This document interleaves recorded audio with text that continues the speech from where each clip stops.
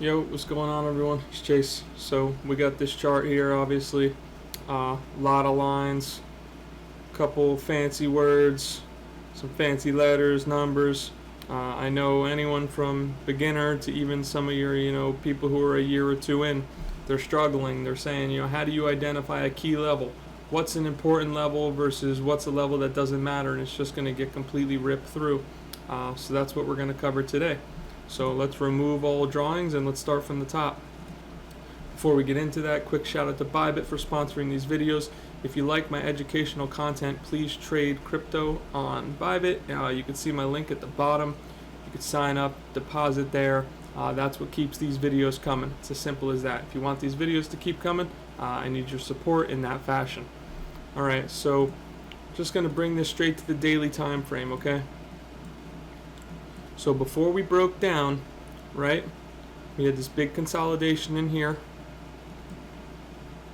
This was the low right here before we broke down, okay? So we had support here. Daily closed into it. We retested this price right here, right? We want to go at recency for the most part. And then we push down. Now, let's break down to a lower time frame and let's see, do we have good confluence of this level? That means like a lot of touches, a lot of volume around the level, right? Look, support, flips to resistance. We never push above. Good level there, okay? Back to the daily. So what we're going to do as well, show you guys my process. We're going to mark this with a D, okay? So that stands for daily. Move back to the daily, okay? Now, if this was going to push into here, and it reclaimed, we have a gap to fill in here. And there we could see we have a gap from here to here, and we also have this as the previous daily resistance, and we also have this as the bottom of a previous range. Okay, let's break down to the 4 hour once again. We can swap back and forth between the daily and the 4 hour, and then we'll break down to even lower time frames. Yeah, turn off my air conditioner here. It's getting a little hot, or a little cold. 1 second. Alright, so now we're on the 4 hour here. Again, we talked about confluence, right? Talked about filling in this gap from here to here. We talked about daily resistance before the move up and the previous range low support over here, okay? We can see we put in a high, put in a low, we break down. Alright? Deviation here, right? We can see that. Comes up. Look at that perfect rejection right there. Alright? Perfect rejection. And we're going to take our box, right? We're going to mark out this support that pushed us through here. So now if we break down this support even further, let's head down on a lower time frame. Let's move to the 2 hour. We can see we have demand level here, okay? Support and resistance, bullish order block, whatever you want to call it. We've discussed this many times. So this is the move, consolidation in here, moves us upwards, okay? We come down, perfect tap. What did we do today? I gave you guys 4074 or 4076 as the low on SPY for calls. Basically hit pretty much to the pip. Okay, maybe not even a percent off. I don't even know what it is. Maybe I was yeah, there you go. I was within 1/10 of a percent was the accuracy on this level. Okay. So now we're looking at daily level, demand in here that sent us upwards. Let's mark a previous swing that got swept. We have a previous swing here. Actually, we'll do that later. Let's start with why this bounced so strongly. Where does a daily level bounce to?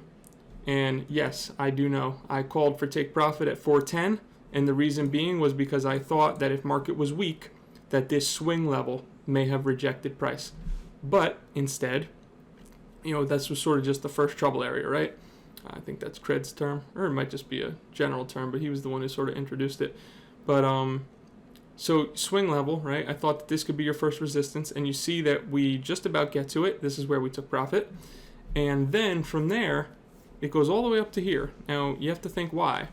Well, this is a daily level, so we want to look for a price to get to at least, you know, something on a lower time frame. We could see 4-hour block here and down move. So daily support, 4-hour resistance. Daily support is stronger than a 4-hour resistance, correct? So we should expect that price should bounce off a daily support and at least head back to retest a 4-hour resistance. We would expect the daily support to be stronger. Okay, so it bounces up, it tags the 4-hour resistance perfectly. Again, this was a stronger rally than I expected. I can definitely admit that. It was similar to when we had this rally, I guess, though not as violent. But again, look, you had a bearish day, big bearish day, strong reclaim. Big bearish day, pretty strong reclaim. Did not expect it to reclaim all the way to here. More expected it to stop at this swing level, which it almost did right here. But then it pushed through and again went to the 4-hour level. Okay, so daily level to 4-hour level, that was your rejection. Where do we go from there? All right, now we're going to break down even lower. Sorry, I'm having to do some cuts this video. You guys know I normally don't do cuts, but my dog keeps barking in the background and stuff, so it's just easier. All right, so let's just break it down here. We're going to move down even lower. If you didn't have faith in the level, right? Now we had a daily level here. I think the daily level is worth trusting. But if you didn't have faith in the level, how else could you have got in? Let's cover that. We put in a low, right? We have a big downtrend here, right? So what we need when we have a big downtrend to enter on the low time frame is we want a high level, we want a high time frame support. Okay, so we have a high time frame support right here, and then we want a break in market structure on the lower time frame. Big leg down, puts in a low, puts in a high. Lower low, lower high, lower low, lower high, lower low, lower high. It just keeps going, right? So what you need to identify is when you stop putting in a lower low, right? Because it'd be easy to say, okay, well, you have a low here, you have a high here. Okay, but we don't break the high, right? So there's no market structure break there. We keep putting in lower lows over and over again. So low. And then what's the high that comes after this low? Let's mark that. Just for now, you know, just to see it, right? So we have a low. This is the high that comes after the low. Then we have a lower low. Okay? And then after we put in this lower low, we break the high of the previous low. Okay, so this was the high that came during all this consolidation during this low. So this low leads to this consolidation and this high. Then we put in a lower low. So the market structure is continuing. But then we break the high. Okay? Market structure break. Instant reaction, move upwards. Okay? Now, low time frame again. What sent us through the swing level? We have the swing level. What sent us through the swing level? This consolidation all in here. Powers through. Doesn't quite hit the 4-hour resistance rate off the bat. Comes back. Perfect tap of the previous swing level. Goes to show that there was validity to this level and taking profit at it, in my opinion. Comes back up. Takes the highs into the 4-hour resistance, breaks back down, right through this level.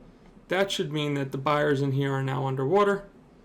What we do, we mark this as a potential area of liquidity, because this is still resistance, right? So this area is now resistance. Resistance with potential liquidity. My plan for tomorrow, if it's offered, we'll have to see which way it goes, but possibly liquidity to market structure break, take profit, or possibly market structure break, retest into liquidity, take profit. Okay, that's my opening plan for tomorrow. And when we look at this chart and we go back to this chart, the only difference here is just the colors and the time frame. Let's turn this back to blue, and let's turn this to a gray, and there you go.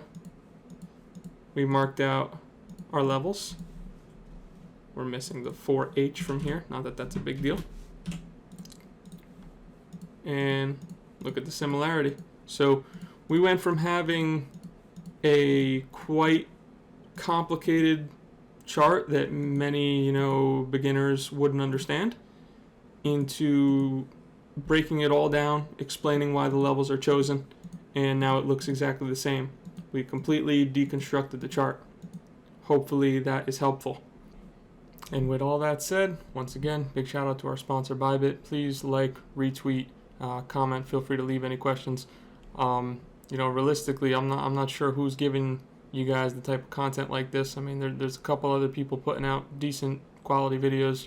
SC, XO, some of the boys, Main. But reality is some of this stuff is few and far between. Told you guys today on BTC. It was a week very early. I got everyone out of BTC, that follows and listens. And of course, you should always think for yourself. But at 30.9K, I called to get out at break even. Told you guys it was going to be a weekday. Got you in the bottom tick of SPY calls, if you play that. So, yeah, you need to bring some of your portfolio over to Bybit and trade with your boys Link. It's that simple. All right, peace out, guys. Catch you in the next video.